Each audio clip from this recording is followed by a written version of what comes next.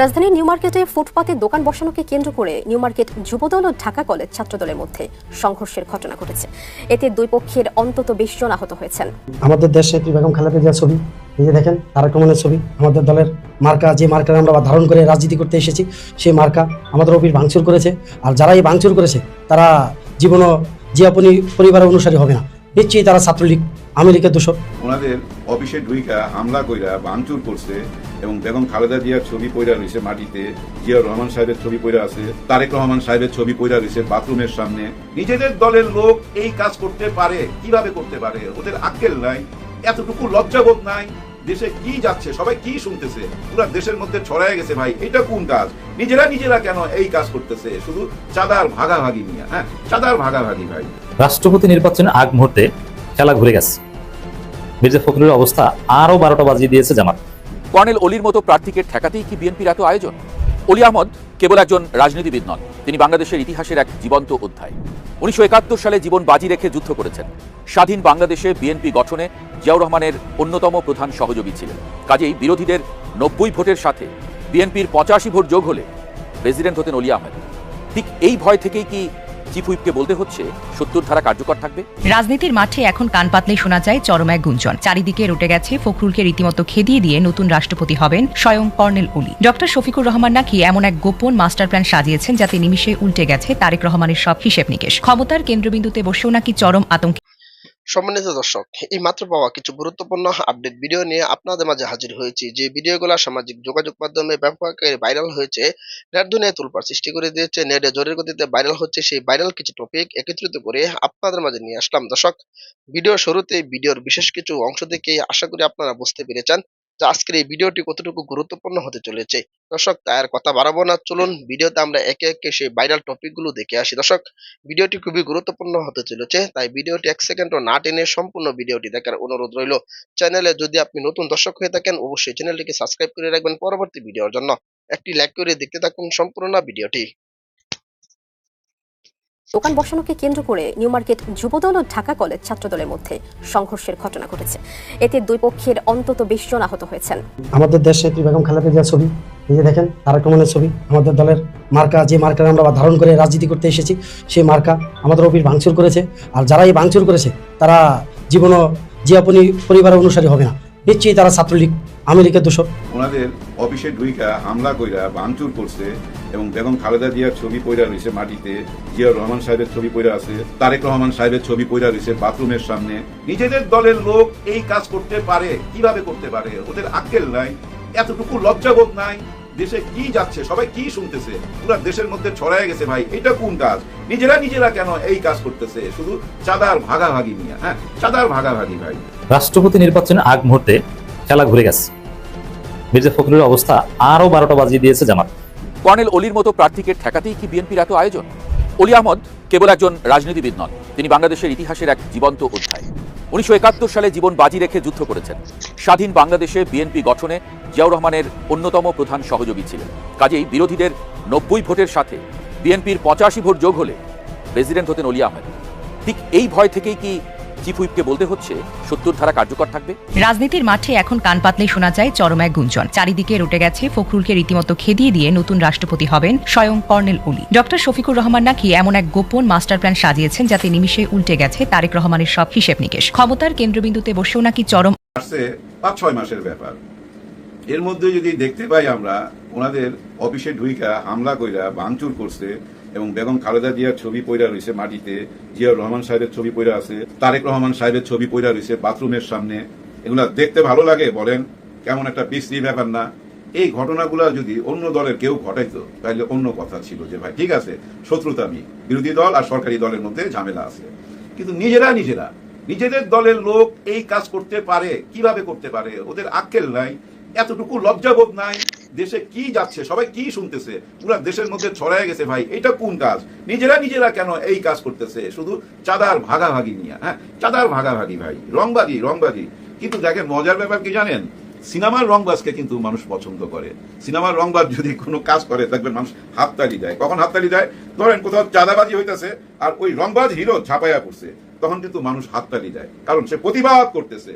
এখানেও কিন্তু এরকমই ঘটনা ঘটছে। এই বলাকা সিনেমা হলের আশেপাশে এই যে রাস্তার মধ্যে যে দোকানগুলা বসে 300, 400, 500 কে নিবে?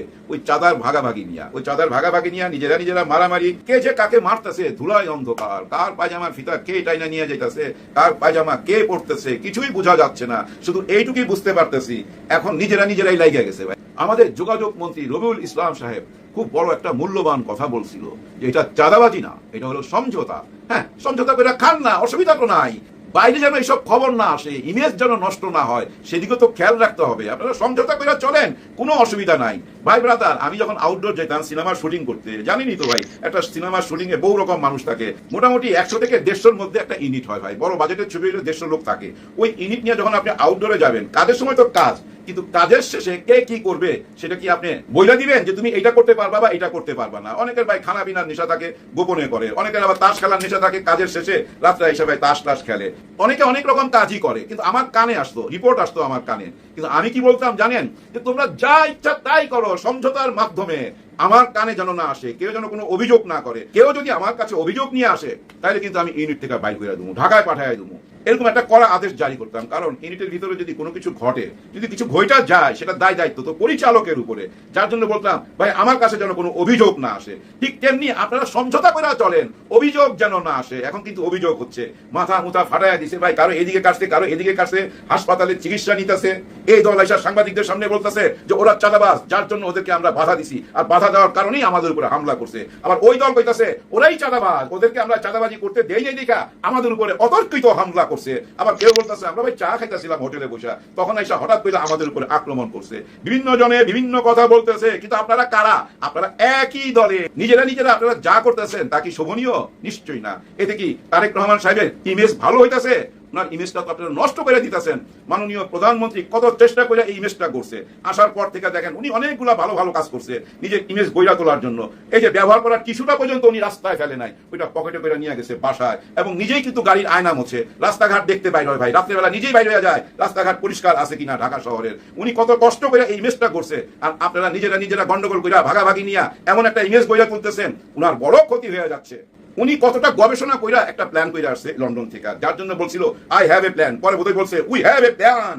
ওই প্ল্যানটাকে আপনারা বাস্তবায়িত করতে দিতেছেন না। এই যে প্ল্যানের মধ্যে কি ছিল? Family card. ওই ফ্যামিলি কার্ড নিয়ে এখন কি করতেছেন? টিওনের অফিসে যে আপনারা হামলা করতেছেন, কারণ ওই ফ্যামিলি কার্ড কার দায়িত্বে থাকবে, কারা এই ফ্যামিলি কার্ড বন্টন করবে, সেটা নিয়ে এখন মারামারি। টিওনের অফিসে যায় হামলা, পুলিশও সামলাইতে পারতেছে না, কেউ সামলাইতে পারতেছে না। দেখেন এই ফ্যামিলি কার্ড নিয়ে কিন্তু আরো অনেক কেলেঙ্কারি হবে ভবিষ্যতে। কারণ কি জানেন? এর সাথে টাকা জড়িত। হ্যাঁ, টাকা জড়িত।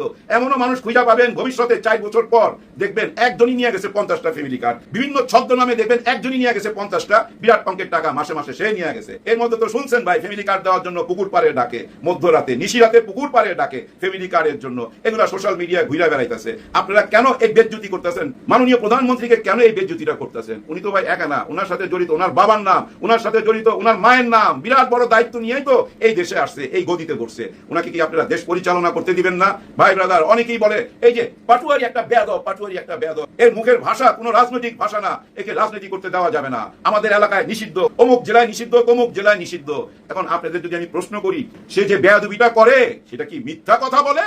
উনি কি কোনো মিথ্যা কথা বলে? আপনারা চাঁদাবাজি করতেছেন না, আপনারা লুটপাট করতেছেন না, ভাগাভাগি নিয়ে মারামারি করতেছেন না, এই সত্য কথাগুলাই তো বলে। আর এই সত্য কথাগুলো হয়তো বেয়াদবের মতো বলে, একটু তো বেয়াদবি করতেই হয়। বেয়াদব ভালো না যারা মারামারি করে পৃথিবী থেকে মানুষ বিদায় করে দেন, তারা ভালো? বেয়াদবি ভালো না ওই যে গরিবের দোকান থেকে, রাস্তাঘাটের ওইসব দোকান থেকে 300-400 টাকা করে যে আপনারা চাঁদাবাজি করতেছেন, সেটা ভালো? উত্তর দেন। দিতে পারবেন না। ঠিক এমনি ভাই একটা দায়িত্ববোধ আছে এই ইয়াং জেনারেশনের, যারা এই জুলাই গণঅভ্যুত্থানের সাথে জড়িত ছিল। তাদের বিরাট বড় দায়িত্ব, এই দায়িত্ব তাদের পালন করতেই হবে। আর এই দায়িত্ব পালন করতে গিয়ে যদি বেয়াদব হয়, হোক বেয়াদব, এরকম বেয়াদবি চাই আমরা। কিন্তু যারা নিরাপত্তার জন্য হুমকি, তাদের চাই না। রাস্তাঘাটে ভাই মানুষ ব্যবসা বাণিজ্য করতেছে, পেটের ধান্দা ভাই, পেট তো চালাইতে হবে। এই শহরে চাকরি বাকরি নাই তো, ব্যবসা বাণিজ্য কইরা খায়। ওইখান থেকে ভাই কত টাকা কামায়? সারাদিনে যদি ভাই 800 টাকা কামায়, ওইখান থেকে আপনাকে 400 টাকা দিয়ে দিতে হবে। আর আপনি 400 টাকা নিয়ে কি করবেন? ফুর্তিবাজি করবেন, খাইবেন দাইবেন। এগুলা জানি ভাই, আমার জানা আছে। এই চাঁদাবাজিটা করতো যুবলীগের ছেলেপেলেরা, কিন্তু যুবলীগ তো এখন নাই, ওনারা সইরা গেছে। চাঁদাবাজির জায়গাটা তো রয়ে গেছে, ঠিক বাংলাদেশের সব জায়গায় রয়ে গেছে। এখন কে চাঁদা তুলতেছে ভাই বলেন আপনারা? এটা তো এখন প্রমাণিত সত্য। এই যে বলাকা সিনেমা হলের সামনে যা কিছু ঘটে গেল, এরকম সব জায়গায় ঘটতেছে। কে সামাল দিবে? সামাল দেওয়ার লোক একজনই, সে হলো স্বরাষ্ট্রমন্ত্রী। কিন্তু কিভাবে সামাল দিবে? ওনার নিজের দলের লোক তো। এখন যদি এদের হাতে হ্যান্ডকাপ পরাইতে চান, তাইলে তো ভাই রাজনীতি করতে পারবেন না। কারণ কি জানেন, এই যে আপনি মিটিং ডাকবেন, মিছিল ডাকবেন, এরাই তো লোকজন নিয়ে আসে, এদের কারণেই ভাই ওই সমাবেশটা হয়, যার জন্য এদেরকে দরকার। আবার দরকার কি কারণে, ওই যে হেলমেট পরে ওদিন যে পিটাইলো না যায় ছাত্র শিবিরকে যে পিটাইলো, ওই কাজও তো লাগবে তাদেরকে, তাই না? কারি দিয়ে পিটাইবেন, পুলিশ দিয়ে পিটাইতে গেলে তো ভাই আবার অন্য কেলেঙ্কারি, পুলিশকে তার ওই জায়গায় নেওয়া যায় না। এবার এর মধ্যে একজন পুলিশ ভাইরাল হয়ে গেছে, আমাদের স্বরাষ্ট্রমন্ত্রী আগে আগে আসতেছে, উনার হাতে জুতা, উনি এই কার জুতাই হাতে নিল আমি জানি না, উনার পায়ে তো জুতা দেখলাম মনে হয়, স্বরাষ্ট্রমন্ত্রীর পা খালি কিনা জানি না, ওইটুকু দেখা যায় না, কিন্তু উনি জুতা নিয়ে আগাইতেছে এবং স্বরাষ্ট্রমন্ত্রী তার পিছনে পিছনে। দেখতে বাজে লাগতেছিল ভাই, ভালো লাগতেছিল না। একজন ওসির হাতে জুতা থাকবে কেন, কি কারণ, কার জুতা উনি হাতে নিল, এটা বিরাট বড় প্রশ্ন। এখন এই দেশটা যেভাবে আগাইতেছে, সামনে বিপদ, বড় বড় বিপদ আসবে সামনে বইলা রাখলাম। এর মধ্যে ভিপি নূর সাহেব বলতেছে মাত্র বাচ্চা একটা সরকার, 5 মাস বয়স, নবজাতকের কাছে আপনারা গ্যাস চান, কারেন্ট চান, এটা কোনো কথা? আরে ভাই, দেশ আমার নান্না মুন্না হয় কেমনে? দেশের বয়স হয়ে গেছে 55 বছর। এখন যে সরকার আসবে, ওই সরকার এসে বলবে আমরা তো নবজাতক, তাহলে এই দেশ কোনোদিন যুবক হবে না, বুড়াও হবে না, সারা জীবনই নবজাতক থাইকা যাবে। আর নবজাতক শিশুরি নিয়ে আপনারা খেলবেন, আর ওই খেলাটা আমরা দেখবো। যেরকম একটা খেলা দেখার অপেক্ষায় আছি ভাই, এই সংসদ ভবনের ভিতরে বিরাট বড় ব্যয়বহুল একটা নাটক মঞ্চস্থ হইতে যাইতেছে। সেটা কি জানেন?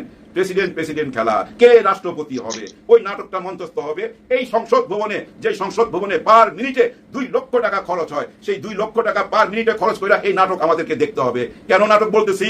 এই যে রাষ্ট্রপতি, এই রাষ্ট্রপতির নির্বাচনটা কেমন করে হবে? যে ভোট দিবে তার নাম টাম লেখা ভোটটা দিতে হবে। সবচেয়ে মজার কথা কি জানেন? সে দলের বাইরে কাউকে ভোট দিতে পারবে না।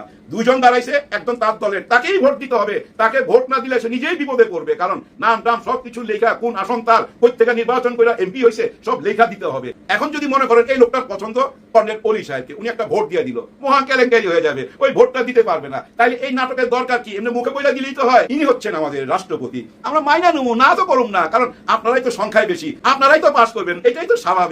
অনেকে বলার চেষ্টা করতেছে আচ্ছা ওনাদের লোকই যখন পাস করবে, কর্নেল অলি সাহেবকে কেন দেওয়া হইলো?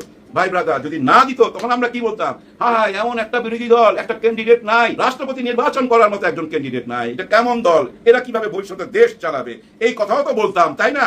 তবে জামাত ভাই একটা কঠিন খেলা খেলছে, সেটা কি জানেন? রাষ্ট্রপতি হিসেবে বাইচা নিচ্ছে কর্নেল অলি সাহেবকে বীর বিক্রম একজন মুক্তিযোদ্ধা এবং শহীদ প্রেসিডেন্ট জিয়াউর রহমান সাহেবের খুবই কাছের মানুষ, ওনাকেই বাইচা নিছে। ওনার প্রতিদ্বন্দ্বীকে মির্জা ফখরুল সাহেবের বাবার পরিচয় কি? ফজলুর রহমান সাহেব যে এই সংসদের দ্বারা রাজাকারের বাচ্চারা কথাটা বলতো, ওই বাচ্চার মধ্যেই তো পড়া যায় ফখরুল সাহেব, যদি উনার পিতার পরিচয় ওইটা হইয়া থাকে, যেটা শোনা যাচ্ছে চারিদিকে। এখন ভাই ব্রাদার বলেন, কার সাথে কার প্রতিদ্বন্দ্বিতা? একজন হচ্ছে মুক্তিযোদ্ধা, আরেকজন হলো বাচ্চা। এখন বলেন তো ফজলুল সাহেব কোন দিকে ভোট দিবে? নিশ্চয়ই উনি মুক্তিযোদ্ধার দিকেই তো ভোট দিবে, কিন্তু না, উনি ওই বাচ্চার দিকেই ভোট দিতে বাধ্য, কারণ সিস্টেমটাই এইটা। এই সিস্টেমটা পরিবর্তন করার জন্যই কিন্তু গণভোট দেওয়া হয়েছিল, আর ওই গণভোটের মধ্যে সিস্টেমটা পরিবর্তন করা হয়েছিল। আপনি সংখ্যাগরিষ্ঠ হয়েছেন বলেই আপনি একজন বাইচা নিবেন রাষ্ট্রপতি, ওই সুযোগটা ছিল না। কি ছিল? নিম্ন কক্ষ থেকে যেসব সিদ্ধান্ত নিবে, উচ্চ কক্ষ যায় সেটা পাস হবে, উচ্চ কক্ষে যারা আছে তারা সিদ্ধান্ত নিবে, নিম্ন কক্ষ। সম্মানিত দর্শক, আশা করি সকলে পুরো ভিডিওটি দেখলেন। এই ভিডিও সম্পর্কে অবশ্যই আপনাদের মতামত ভিডিওর কমেন্ট বক্সে লিখে জানাবেন। দর্শক, এই ধরনের প্রতিনিয়ত আপডেট ভিডিওগুলো সবার আগে পেতে অবশ্যই চ্যানেলটিকে সাবস্ক্রাইব করে পাশে থাকা বেল বাটনটি অন করে রাখবেন পরবর্তী ভিডিওগুলো সবার আগে পাওয়ার জন্য। আজকের মতো ভিডিওটা এখানে শেষ করলাম, দেখা হচ্ছে পরবর্তী ভিডিওতে। সেই পর্যন্ত ভালো থাকবেন, সুস্থ থাকবেন, এই কামনা করে বিদায় নিলাম। আসসালামু আলাইকুম ওয়া রাহমাতুল্লাহ।